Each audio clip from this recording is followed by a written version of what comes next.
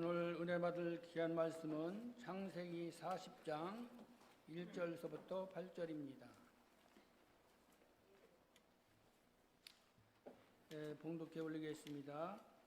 그 후에 애굽 왕의 술 맡은 자의 떡 굽는 자가 그들의 주인 애굽 왕에게 범죄한지라. 바로가 그 두 관원장 곧 술 맡은 관원장과 떡 굽는 관원장에게 노하여 그들을 진위대장 집 안에 있는 옥에 가두니 곧 요셉이 갇힌 곳이라. 진위대장이 요셉에게 그들을 수중들게 하매 요셉이 그들을 섬겼더라. 그들이 갇힌 지 여러 날이라. 옥에 갇힌 애굽 왕의 술 맡은 자와 떡 굽는 자 두 사람이 하룻밤에 꿈을 꾸니 각기 그 내용이 다르더라. 아침에 요셉에 들어가 보니 그들에게 근심의 빛이 있는지라. 요셉이 그 주인의 집에 자기와 함께 갇힌 바로의 신하들에게 묻되 어찌하여 오늘 당신들의 얼굴에 근심의 빛이 있나이까? 그들이 그에게 이르되 우리가 꿈을 꾸었으나 이를 해석할 자가 없도다. 요셉이 그들에게 이르되 해석은 하나님께 있지 아니하니까 청하건대 내게 이르소서. 아멘. 출간된 책 중에서 좋은 기업을 넘어 위대한 기업으로라는 원제목은 Good to Great예요. 그러니까 좋은 것에서 위대함으로. 기업 얘기니까 그래서 좋은 기업에서 위대한 기업으로라고 우리나라는 그렇게 번역을 해서 책을 냈습니다. 이 책이 나온 지가 20년 정도 됐습니다. 그럼에도 불구하고 세계 경제가 변하고 사회가 변했음에도 불구하고 기업 운영이라든가 또는 어떤 조직, 단체를 이끌어감에 있어서 굉장히 반향이 크고 의미가 있고 영향력을 끼친 책이고 지금도 많이 읽혀지는 책입니다. 이 책을 쓴 짐 콜린스라고 하는 이분이 경영학을 전공해서 또 이런 부분에서 활동도 하고 기업 컨설팅도 하고 또 책도 쓰고 글도 쓰고 강연도 합니다. 그런데 이 좋은 기업을 넘어 위대한 기업을 쓰기 위해서 상당히 많은 기업 쉐어들을 찾아가서 면담하고 인터뷰하고 또 어마어마하게 많은 정보들을 입수하면서 이 책을 기록을 했습니다. 그 중에서 스톡데일이라고 하는 별 3개를 단 춘장, 퇴역한 춘장을 인터뷰를 했어요. 왜 인터뷰를 했냐면 이 스톡데일이라고 하는 이분이 월남전에 조종사로 참전했다가 포로로 잡혀서 하노이 힐튼 포로 수용소에서 8년간을 포로 생활을 했습니다. 8년간 동안 20차례가 넘는 어마어마한 고문을 받고 치료를 받으면서도 죽지 않고 살아서 돌아왔어요. 그래서 이분을 인터뷰하면서 이 짐 콜린스가 묻습니다. 수용소 생활을 견디지 못한 사람들은 누굽니까? 여러분, 많은 미군 포로들이 수용소에서 나오지 못하고 많이 죽어가 있어요. 그래서 그걸 묻는 거예요. 어떤 포로들은 죽어갔고 어떤 몇몇 사람들은 살아남았습니까? 그 얘기예요. 그랬더니 스톡데일 인터뷰할 때 장군이었으니까 이 장군이 얘기를 합니다. 그거 아주 간단합니다. 막연한 낙관주의자들은 다 죽었어요. 정확하게 말하면 적당히 낙관적인 사람들. 그 얘기가 무슨 얘기냐면 이런 거예요. 그러니까 나는 올 크리스마스 때 난 특사로 나갈 거야. 이런 생각을 하는 거예요. 이제 근거 없는 긍정, 근거 없는 낙관적인 생각. 근거가 없는 거예요. 그냥 막연히 생각하는 거예요. 그러니까 크리스마스가 왔는데 석방이 안 됐어요. 크리스마스가 지났어요. 그다음 다시 얘기를 하는 거예요. 난 다음 돌아오는 부활절에 난 특사로 나갈 거야. 부활절이 왔어요. 부활절이 지나갔어요. 석방이 안 됐어요.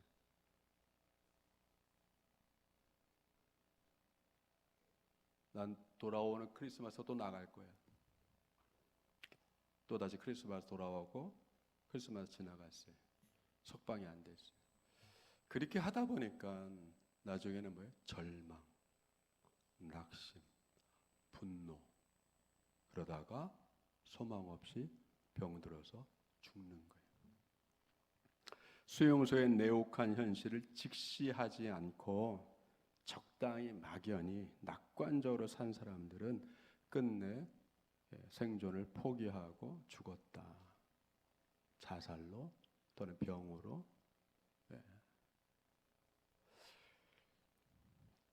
그래서 스톡데일 장군이 계속 얘기합니다. 이건 매우 중요한 교훈입니다. 결국에는 성공이라는 믿음, 결단코 실패할 리가 없다는 믿음과 그게 무엇인지 눈앞에 닥친 현실 속의 가장 냉혹한 사실을 직시하는 자세가 중요하다. 여러분, 신앙적으로 얘기하면 이게 뭐냐면 우리의 신앙은 냉혹한 현실, 잔인한 현실, 내 뜻대로 안 되고 내 생각대로 안 되는 이 현실을 직시하면서 하나님을 바라보고 있어야 된다는 거예요. 그래서 여러분 짐 콜린스가 이 두 가지 냉혹한 현실을 직시하고 바라보면서도 믿음을 잃지 않는 것, 이걸 그래서 스톡데일 패러독스라고 하는 말을 만들어낸 거예요. 패러독스죠. 모순된 거예요. 역설적인 거예요. 현실을 바라보면 꿈이 안 생겨. 그죠? 현실을 겪다 보면 내 뜻대로 되는 게 하나도 없어요. 여러분 뜻대로 되는 게 있었나요? 물론 있었죠. 있은 부분도 있죠. 그러나 없는 부분도 있는 거예요. 원치 않은 병이 걸려요. 원치 않게 손해를 볼 수 있어요. 하기 싫은 일이 막 돌아와요. 짊어지고 싶지 않은데 짊어져야 돼요.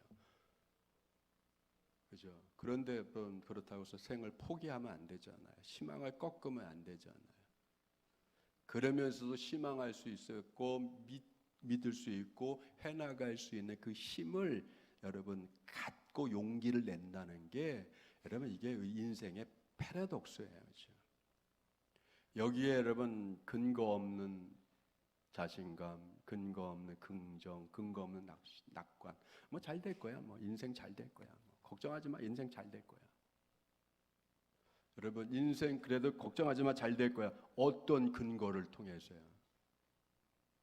여러분 근거가 그래서 굉장히 중요한 거예요. 우리의 소망, 크리스찬들의 소망, 성도들의 소망, 그 소망의 근거가 어디예요? 자기 생각이 아니잖아요. 내가 생각해 보니까 내 인생은 괜찮아. 아유 여러분, 자기가 자기의 근거가 되는 게 아니에요. 그렇죠? 세상 사람은 자기가 자기의 근거야. 그래서 뭐라고 그래요? 데카르트처럼 나는 생각한다, 고로 나는 존재한다. 내가 존재하는 건 내가 생각하기 때문이야. 내가 계획했으니까 내 인생은 잘 될 거야. 그렇죠? 물론 자신감이 좋죠. 그러나 그냥 확신, 그냥 믿음, 이게 중요한 것이 아니라 더 높은 차원에서의 삶의 근거를 우리는 찾아내야 되는 거예요. 그런 면에서 오늘 말씀, 현실의 뿌리를 내린 영성, 현실의 뿌리를 둔 현실. 여러분 우리의 믿음 생활은 현실을 벗어난 게 아니란 말. 현실을 벗어나고 싶어서 믿음 생활하는 것도 아니고 현실을 여러분 도외시하려고 잊어버리려고 그런 차원에서 믿음을 갖는 게 아니잖아요. 여러분 현실을 봐야 되는 거예요. 우리 성도들은 누구보다도 더 냉철하고 불꽃 같은 눈으로도 현실을 내다봐야 되는 거예요. 그렇죠? 하기 싫은 일이 많잖아요. 병들 일이 많아요. 사기당할 일도 있어요. 그렇죠? 계획한 것이 안 돼요. 예. 누가 고추를 심으면서 올해는 내가 심은 고추 탄저병으로 다 망할 거야 라고 생각해서 고추 심는 사람이 어디 있어요? 거름을 잘 주고 깨 심으면서 이 깨가 내가 거름을 많이 줬으니까 잘 자라다가 8월 달에 폭삭 썩을 거야 라고 생각하면서 참깨 농사 짓는 사람이 어디 있어요? 안 하잖아요. 그렇게 다 잘 되고 수확 좋고 금 좋게 팔고 수입 얻고 그런 생각들을 하면서 살죠. 회사에 들어가서 난 승진할 거야. 3년 만에 대리 달고 난 좀 있다가 계장되고 과장되고 내가 43, 되면 내가 부장되고 조금 지나서 난 이사가 될 거야. 여러분 그런 꿈을 갖고 가잖아요. 회사 들어가자마자 난 3년 됐다가 나는 명퇴할 거야. 그렇게 생각하면서 회사 입사하는 사람이 어디 있어요? 그런데 그런 꿈을 갖고 계획을 갖는 건 좋은데 자기가 들어가는 회사에 대한 냉혹한 현실을 직시해야죠. 그리고 그 안에서 내가 어떻게 적응할 것이냐 생각을 해야 되잖아요. 자, 오늘 우리가 읽은 게 참 요셉의 얘기잖아요. 요셉은 젊을 때에 10대에 여러분 10대에서 20대 가는 그 사이에 두 번의 구덩이에 빠집니다. 인생이 구덩텅이에 빠진 거예요. 17살 나이에 구덩텅이에 빠졌어요. 누구한테? 형들에 의해서. 형들이 죽이고자 했잖아요. 저놈은 꿈쟁이야. 특이한 꿈을 꿨어. 형들과 부모 위에서 저를 받는다는 놈이야. 저런 나쁜 놈이 어디 있어요. 그래도 형들이 무슨 생각을 했어요? 야, 저놈을 죽이면 그 꿈이 이루어지나 한번 보자. 여러분 얼마나 악한 거예요. 그렇죠? 집안에서 함께 자랐던 형제들이 시기를 해서 야, 저 꿈쟁이 요셉을 한번 죽여보자. 저 꿈이 어떻게 이루어지나 보자. 얼마나 악해요. 세상은 여러분 이렇게 악해요. 그런데 여러분 어떻게 돼요? 그나마 유다 형이 말려서 다른 형제들을 말려서 야, 우리 아버지가 가장 사랑하는 아들이지 않냐. 아버지를 생각해서 죽이지는 말자. 팔자 노예로. 그래서 노예로 팔려서 갔어요. 17살 나이입니다. 그때 노예로 팔려가기 전에 어디 있었어요? 구덩이에 던져놨잖아요. 형들이. 구덩이에. 여러분 요셉은 현실 적응이 뛰어난 사람이야. 창세기 말씀을 읽다 보면 현실 적응이 뛰어나다라고 하는 표현은 안 했지만 그렇죠? 보디발 그 당시 애굽 왕 파라오의 친위대장, 요즘으로 얘기하면 경호실장이겠죠. 친위대장 집에 노예로 팔려갑니다. 여러분 생각해보세요. 노예로 팔려갔어요. 원치 않잖아요. 누가 노예로 사는 걸 원하겠어요? 내가 17 나이에 내가 고등학교 졸업하면 난 노예로 팔려갈 거야. 난 노예가 될 거야 라고 생각하는 아이들이 어디 있겠어요. 그렇죠? 근데 팔려갔어요. 근데 여러분 노예로 팔려간 요셉의 삶의 모습을 성경은 아주 짧으면서도 임팩트하게 정리를 해요. 뭐죠? 그의 주인이 그의 집에 총무로 삼았다. 대단한 거죠. 그리고 자기의 모든 것을 요셉에게 맡겼다라고 하잖아요. 그러면 여러분 주인의 입장에서 뭘 본 거예요? 많은 노예들 중에서 뭔가 자세가 다른 거잖아요. 뭔가 자세가 다른 걸 본 거잖아요. 여러분 삶이 좀 더 뛰어난 위대한 삶을 살려면 자기가 자기에 대해서 어떤 자세를 가져야 되는지를 살펴야 돼요. 비관하는 사람인 비관하냐, 슬퍼하냐, 원망하냐. 여러분 상황이 바뀌고 현실이 바뀌었다고 원망하며 짜증내며 싫어하며 의욕을 상실해서 살아가는 사람들이 많잖아요. 환경이 바뀐 것 하나뿐인데. 여러분 요셉은 노예가 됐어요. 그럼에도 불구하고 어떻게 합니까? 주인이 인정할 수 있는 사람이 되잖아요. 주인이 인정하는 사람. 한번 맡긴 것은 주인이 다시 돌아보지 않아도 체크하지 않아도 완벽하게 일을 처리하잖아요. 성경은 그걸 뭐라고 그래요? 요셉은 그 주인의 집에 복이 되었다라고 하잖아요. 여러분 생각해 보세요. 나는 다른 사람에게 복이 될 거야. 나는 복이 되는 사람이야. 여러분 그 환경에서 척박한 환경에서 복이 될 수 있어요. 놀랍잖아요. 성경을 뭐라고 합니까? 하나님이 요셉을 통해서 보디발 집에 복을 주었더라. 요셉은 어떤 삶을 산 거예요? 복의 통로로서 사는 거죠. 복의 통로로서 자기를 통해서 복이 흘러가는, 그렇죠? 자기를 통해서 복이 흘러가는. 여러분 자기만 잘 되는 게 아니에요. 세상은 자기만 잘 되기를 원하잖아요. 그렇죠? 네가 잘 돼야 돼. 네가 잘 돼야 돼. 여러분 부모님들이, 세상 부모들이 자녀를 향해서 뭐라고 그래? 너는 네가 잘 돼야 돼. 네가 잘 돼야 돼. 남들은 뭐라고 해도 너는 잘 돼야 돼.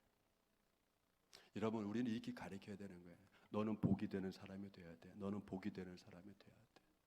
너는 복이 돼야 돼. 너는 복이 되는 사람이 돼야 돼. 너는 복의 통로가 돼야 돼. 네가 회사에 들어갔냐? 너 때문에 그 회사 발전해야 돼. 너 그 회사 때문에 넌 높은 연봉을 받아야 돼가 아니라 너 때문에 네 회사가 복이 돼야 돼. 너 때문에 그 회사가 잘 돼야 돼. 너 때문에 그 회사가 매출이 늘어야 돼. 너 때문에 네 회사가 위대한 기업이 돼야 돼. 라는 그렇게 가르치는 사람이 있어요. 그래야 되잖아요. 그러려면 그 회사라는 상황에 뛰어난 적응력을 가져야 돼요. 그 상황에 뛰어난 적응력을 가져야 돼요. 환경에 적응해야 되는 거예요. 내가 이 상황에서 어떻게 할까? 내가 어떻게 복이 될까? 내가 어떻게 유익한 존재가 될까? 여러분 그렇잖아요. 그건 자기가 자기를 존엄하게 만드는 거잖아요. 자기가 자기의 자존감을 세우는 거잖아요, 여러분. 요셉은 한 번도 자기의 자존감을 스스로 꺾어본 일이 없단 말이에요. 그렇죠? 왜? 뭐 때문에? 하나님이 주신 꿈 때문에. 그렇죠? 하나님이 주신 꿈 때문에 자신이 그 꿈 때문에 노예가 되는 그런 질시와 시기를 받아서 인생의 나락에 꽂혔지만 그러나 그 나락에서 자기를 포기하지 않았잖아요. 내가 헛꿈 꾼 거야. 하나님 어떻게 할 수 있겠어? 내가 노예가 됐는데. 여러분 그런 생각을 하지 않았잖아요. 노예로 팔려갔음에도 불구하고 그 집에서 자신이 어떻게 해야 될 줄을 정확하게 인식을 했잖아요. 일하지 않는 노예가 무슨 가치가 있습니까? 가치가 없는 거잖아요. 그리고 가치가 없는 노예는 어떻게 돼? 바로 죽이는 거죠. 그게 고대 사회에서 노예자 사회였잖아요. 그 현실, 노예라고 하는 그 냉혹한 현실, 그 현실 속에서 여러분 스스로를 가장 하찮은 노예로 만들지 않는, 무가치한 노예로 만들지 않았잖아요. 두 번째, 여러분 우리가 생각하겠어요. 오늘 말씀이 그 얘기예요. 요셉은 타인을 돌볼 능력이 있었어요. 현실에 적응하는 뛰어난, 유연하고 적응력이 뛰어난 능력만 있는 것이 아니라 그런 속에서도 자기도 모함을 받아서, 그렇죠? 자기도 모함을 받아서 자기의 주인 보디발 집에 있는 감옥에 갇힌, 그죠? 더 나락으로 떨어졌잖아요. 노예보다 더 나락으로 떨어진 게 뭐예요? 여러분 죄수잖아요. 죄수의 사리를 떨어졌어요. 그 당시에 여러분 에집트에서의 감옥은 구덩이에요. 구덩이. 땅을 파서 구덩이에다가 던져놨단 말이에요. 위에 뚜껑 덮고. 그런데 여러분 이 보디발 집의 감옥은 고위직들만 가는 곳이에요. 놀랍잖아요. 일반 죄인들이 가는 곳이 아니라, 왜? 성경은 얘기하잖아요. 그 주인 시위대장 보디발 집에 있는 감옥에 요셉이 갇히고, 그 얘기는 뭐죠? 요셉이 보디발의 부인의 모함을 받았지만 그 주인인 보디발은 요셉을 믿었단 말이에요. 그렇죠? 그렇기 때문에 뭐요? 자기 집에 감옥에 넣어서 거기서 뭐요? 자, 어떻게 보면 신변 보호를 한 거죠. 그러면서도 여러분 뭐요? 거기서 어떻게 했습니까? 5개 교도소장이, 전옥이라고 할 때 교도소장이, 오늘날 얘기하면 교도관이 요셉에게 옥에 관련된 모든 걸 또 맡겼더라. 놀랍잖아요, 여러분. 일꾼을 어디 가나 일꾼이라고 얘기하는 게 아니라 어떤 상황에 처했든지 스스로 자기의 자존감을 꺾지 않고 자존감 있이 살아가는, 하나님이 주신 꿈, 하나님이 주신 비전을 품고 스스로 자기를 나락에 떨어뜨리지 않는 그 사람은 거기서 자기의 가치를 발휘한단 말이에요. 현실적으로는 비록 노예고 고용인이 고용당한 노동자라고 할지라도 연봉이 2천이 됐던 3천이 됐던 수량으로 계산하는 그런 것이 아니라 그냥 내가 생각해봐도 내 노동력에 비해서 적은 임금을 받는다 할지라도 그것에 실망하지 않고 그걸 금전을 넘어서서 자기의 존재 가치를 드러내는 그 사람은 여러분 그곳에서 빛을 발휘하는 거예요. 그 교도소장이 요셉에게 맡긴 일에 대해서는 뒤도 돌아보지 않았다고 했잖아요. 즉 의심하는 거죠. 아, 이놈이 의심 없이, 의심할 필요 없이 믿고 맡겼던, 그렇게 갇혀 있는 요셉에게, 요셉이 있는 그곳에 파라오가 두 사람의 고위 관료를 여기에 집어넣었어요. 재판을 하기 위해서. 한 사람은 술 맡은 관원장, 한 사람은 떡을 굽는 관원장. 여러분, 떡을 굽는 관원장이라고 해서 이게 여러분 파라오의 주방장이라고 생각하시면 안 돼요.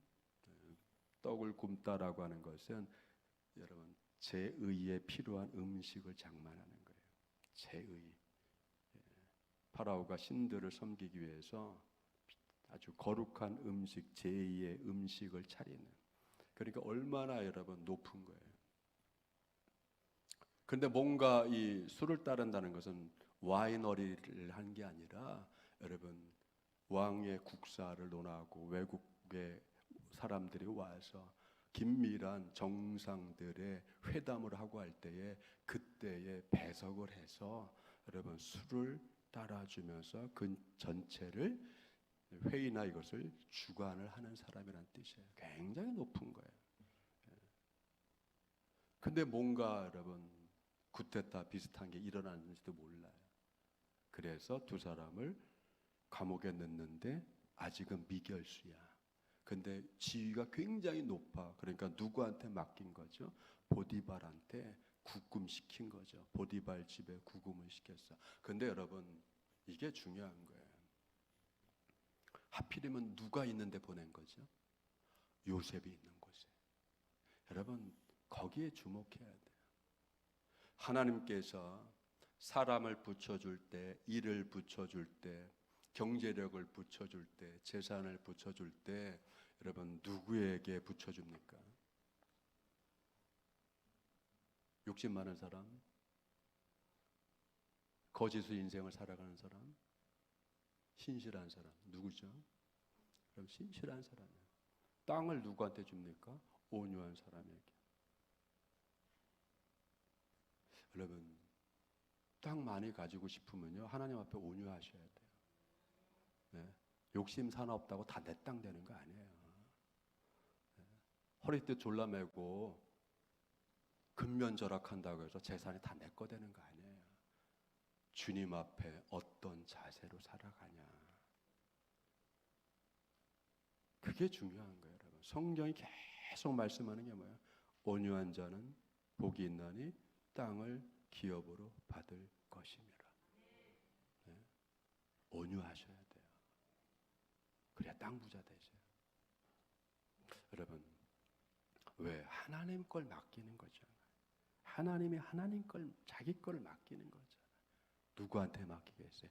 충성하는 자에게, 겸손한 자에게, 순종하는 자에게, 온유한 자에게 기업을 맡기는 거예요. 그래야 잘 돌보고 잘 관리하고 부유하게 또 증식시켜내고, 허튼 데 쓰지 않고 애만 데 쓰지 않고 자기 자랑에 쓰지 않고. 여러분, 이거 요셉은 자기뿐만 아니라 타인에 대한 관심이 굉장히 큰 사람이었단 말이에요. 오늘 그 대목에 대해서 뭐라고 이렇게 얘기하죠. 이 두 사람, 술 맡은 관원장과 떡 굽는 관원장이 파라오에게 죄를 져서 요셉이 갇혀 있는 그 보디발 집의 감옥에 갇혔더라. 그런데 여러분, 따로따로 있으면 문제가 없을 텐데 보디발이 여러분 이 두 관원장을 대접을 해서 요셉으로 하여금 시종을 들게 또 맡겼잖아요. 여러분, 이 고위직 사람을 여러분 누구에게 맡겨야 잘 시종을 들고 잘 관리하고 감옥에서도 불편한 생활하지 않을까라고 여러분 보디발이 고민을 한 거잖아요. 깊이 생각한 거잖아요. 이 사람들을 누구에게 맡겨야 잘 관리될 수 있을까? 그때 떠오르는 사람이 누구예요? 요셉. 요셉에게 맡기면 되겠다. 여러분, 사업을 하고 뭘 할 때 이 문제를 누구한테 가서 의논하면 될까? 그때 여러분들이 떠오르면 복이죠. 이 사업을 누구하고 함께 할까? 그때 떠오르는 사람. 주님께서 이 나라를 누구에게 맡길까? 그때 떠오르는 성도. 기업을 누구한테 맡겨서 큰 기업을 만들까? 그래야 선교도 하고 구제도 하고 세금도 잘 내서 나라 살림도 잘 꾸려나갈 수 있게 하고. 그때 떠오르는 사람. 여러분, 그 중요한 순간에 떠오르는 사람이 그게 여러분 복인 거예요. 이스라엘의 새로운 왕을 바꿀 때 하나님은 누가 떠올랐어요? 다윗, 이새의 집에 아들이 있었지. 여러분, 나는 떠오르는 사람인가? 기억대로 하나님의 기억 속에 있는 사람인가? 여러분, 그게 중요한 거예요. 요셉은 왜 그랬죠? 다른 사람을 보살피고 살피고 할 줄 아는, 여러분, 그죠? 그 눈이 있었기 때문에 보디발이 평상시 그걸 본 거잖아요. 그래서 요셉에게 맡깁니다. 그랬더니 아니나 다를까 며칠 지났어요. 이 관원장 두 사람이 동시에 같은 날 같은 밤에 꿈을 꿨어요. 그렇죠? 근데 별로 안색이 안 좋아. 왜? 그게 무슨 뜻인지 알 수 없으니까. 그 다음날 요셉의 여분, 성경을 보세요. 요셉의 그 다음날 이 두 사람의 안색을 보니까 안색이 좋지 않더라. 여러분, 캐치해내잖아요. 그렇죠? 그걸 찾아내잖아요. 그 눈에 들어오잖아요. 여러분, 이런 안목이 필요한 거예요. 그렇죠? 성도들은 또 하나의 안목이 필요한 거예요. 그렇죠? 다른 사람을 살필 수 있는 안목이 필요한 거예요. 문제가 있지 않나, 어려움이 있지 않나, 말 못할 어떤 고민이 있지 않나, 그거를 체크해서 찾아낼 수 있는 여러분 안목이 필요한 거잖아요. 요셉에게는 여러분 다른 사람을 살필 수 있는 그 눈이 있었던 거죠. 그러니까 어떻게 다가가서 묻고 문제점을 발견하고 해결할 수 있는 실마리를 제공해 줄 수 있는, 여러분, 다른 사람을 돌볼 수 있는 그 능력이 필요하잖아요. 성도들에게 필요한 거예요. 여러분, 인생을 성공하려면 나만 잘해서 되는 게 아니에요. 옆에 사람을 돕고 옆에 사람을 힘주고 일으켜주고. 여러분, 영국 토트넘 팀에서 뛰고 있는 손흥민 선수, 요새 몇 경기 골 안 넣었다고 평이 별로 안 좋지만, 여러분 토트넘 내에서 손흥민 선수의 위치가 어느 정도인지 아세요? 분위기 메이커. 새로 영입한 선수가 있으면 제일 먼저 찾아가서 얘기해주고 조언해주고 팀에 적응할 수 있도록, 빨리 적응할 수 있도록 끌어내주고, 그죠? 화합을 위해서 먼저 다가가고 먼저 얘기하고, 그죠? 밥 사주고. 여러분, 그래서 팀이 화목한 팀을 만드는데, 여러분 1등 공신 손흥민 선수라고 하잖아요. 그래서 인성이 좋다. 인성이 좋은 게 그냥 착한 게 아니라 그죠? 이 좋은 인성이 어디로 가는 거예요? 타인에게. 그죠? 옆 사람을 높여주고, 인커리징 해주고, 대우해주고, 실망하지 않게 해주시고, 그렇죠? 돕고 하는. 옆에 주변 사람들을 살펴서 도와줄 수 있는 능력이 요셉에게 뛰어난 거잖아요. 이것만 해도 뭐예요? 좋은 사람이죠. 그런데 오늘 짐 콜린스가 썼던 것처럼 좋은 수준을 넘어서서 위대함으로 가려면, 그죠? 이 부분이 중요한 거잖아요. 위대함으로 가려면 세상에 위대한 일을 해서 위대해지는 것이 아니라 인생이 보다 더 고양된 높은 삶을 살라고 하면 한 가지 더 필요한 게 있어요. 그것은 인생 전반을 하나님께 맡길 수 있어야 되는 거예요. 사람은 자기 나름대로 생각을 해요. 자기가 해석을 해요. 자기 뜻대로 가려고 해요. 그거 가지고 안 되잖아요. 마치 이런 겁니다. 이런 말 있잖아요. 세상에 꿈보다 해몽이다. 꿈도 중요하지만 꿈에 대한 해석이 더 중요한 거예요. 해석을 어떻게 하냐에 따라서 행동이 달라지고 결과가 달라지는 거예요. 박문수 어사와 관련된 많은 전설들이 있죠. 뭐 다는 아니지만 그분이 하도 출중하다 보니까 모든 전설은 다 거기다 붙이는 거예요. 과거를 보러 이 양반이 올라갑니다. 어느 날이 저물어서 어느 집에 잠깐 기거하려고 갔는데 마침 그 집의 어머니가 점을 무지하게 잘 치는 분이야. 그냥 들어갔어요. 점괘를 잘 보는, 꿈의 해몽을 굉장히 잘하는 유명한 집에 갔어요. 가다 보니까 그렇게 됐어요. 밤에 잠을 잤습니다. 꿈을 꿨어요. 병모가지가 부러지는 꿈을 꿨어요. 이상하잖아요. 그래서 근심이 되는 거야. 이게 과거를 앞두고 이게 무슨 꿈을 꾼 거야. 그래서 그 집의 어머니를 찾아서 새벽 일찍이 찾아서 꿈 해몽을 들으려고 했더니 이 양반이 바빠서 다른 집에 꿈 해몽해 주러 갔어요. 없었어요. 딸내미가 그런 겁니다. 어머니 나갔어요. 꿈 해몽해 주러. 낭패인데 내가 꿈을 꿨는데. 이 딸내미가 주책맞게 얘기합니다. 저도 할 줄 알아요. 우리 어머니한테 제가 배운 게 있어요. 서당계 3년이면 풍어른다고 저도 꿈의 해몽 할 수 있어요. 한번 들려봐 주세요. 내가 꿈을 꿨는데 병모가지가 부러지는 꿈을 꿨어. 그 얘기를 듣자마자 이 딸내미가 뭐라고 했을까요? 아이고 선비님 낙방이네요. 시험 볼 것도 없어요. 병모가지 부러져가지고 그냥 파삭 깨졌네요. 그냥 돌아가세요. 그렇게 해몽을 해주니까 이 양반이 낙심을 해서 이번 낙방했구나 하고 집으로 가는 거예요. 마침 그 어머니가 왔습니다. 야, 간밤에 선비 어디 갔냐? 갔어요. 왜? 병모가지 부러지는 꿈 꿔가지고 내가 해몽해 줬어요. 엄마 나 잘했죠? 야, 병모가지 부러진 거는 낙방이라는 뜻이에요. 그래서 내가 낙방하니까 선비님 괜히 고생하지 말고 집에 가라고 내가 일러줬어요. 그 얘기를 듣자마자 그 어머니가 벼락 같은 소리를 지르며 이놈의 지지배야 망령된 소리를 하냐? 불이 났게 쫓아가서 선비님 죄송합니다. 장원하실 거예요. 시험 보러 가세요. 왜? 병모가지가 부렀다는 것은 소반에 받쳐서 올린다는 뜻이에요. 그래서 과거에 합격했다는 거 아니에요. 여러분 꿈이 중요합니까? 해몽이 중요합니까? 그렇죠? 꿈이 중요한 게 아니에요. 해몽, 해석이 중요한 거예요. 자, 근심하고 있는 두 관원들을 향해서 요셉이 뭐라고 합니까? 근심하지 마세요.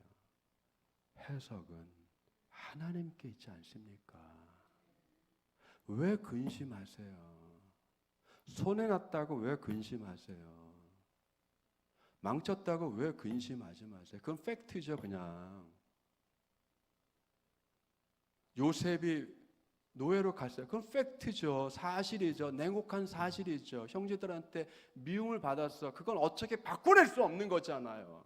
그러나 그 일을 통해서 하나님께서 어떤 생각을 가지고 계시고 어떻게 해석하시고 어떻게 이끌어 가시고 어떻게 진행할 것이고 어떤 결과를 만들어낼 것인지는 우리가 모르잖아요. 그래서 누구한테 물어야 돼요? 하나님께. 하나님의 해석을 들어야 되잖아요. 여러분 인생에 대해서 하나님께서 어떻게 생각하시는지, 여러분 가정에 대해서, 자녀들에 대해서, 사업에 대해서, 모든 일들에 대해서 하나님께서 어떻게 생각하고 계시고 어떻게 그걸 해석하고 계시고 어떻게 이끌어 가실지를 여러분 우리는 주님께 물어야 되잖아요. 저와 여러분의 인생 전반, 가정 전반, 자녀들의 인생 전반에 대해서 하나님께 물을 수 있는, 하나님의 생각과 하나님의 뜻을 물을 수 있는 여러분 영적인 능력이 필요한 거잖아요. 여러분 우리에게는 그게 필요한 거예요. 세상이 바뀌고 어렵고 팬데믹이 오고 그건 여러분 사실이에요. 세상이 이마만큼 뭐예요? 냉혹한 거예요. 잔혹한 거예요. 전쟁을 일으키고 다 잔혹한 거예요, 여러분. 하지만 뭐죠? 주님을 바라보면서. 다윗은 여러분 많은 시편에서 노래를 하고 했지만 다윗이 여러분 위대한 게 뭡니까? 시편 8편 저는 굉장히 좋아해요. 그 중에서 여러분 사람이 무엇이길래 주께서 그를 생각하시며 인자가 무엇이길래 주께서 그를 돌보시나이까. 그거 뭐죠? 내가 생각해서 인생을 계획한다고 그 인생이 내 거가 아닌 거예요. 우리 인생은 주님이 아버지 하나님이 생각하셔야 돼요. 하나님이 생각해 주셔야 되는 거예요. 하나님이 돌보아 주셔야 되는 거예요. 내가 내 자녀를 돌보지만 하나님의 돌보심이 더 위대하고 크잖아요. 나는 계획이 있어. 좋죠, 여러분. 아버지 저 계획이 있어요. 아우 좋죠. 그렇게 아들 딸이 자기 계획이 있어서 얘기하는데 얼마나 대견하고 좋아요, 그죠? 그런데 그 계획에 하나님이 계시지 않다면, 그죠? 자기 인생을 자기가 생각하는 것으로 끝났다면, 여러분 넓게 갈 수 있을까요? 멀리 갈 수 있을까요? 아니잖아요.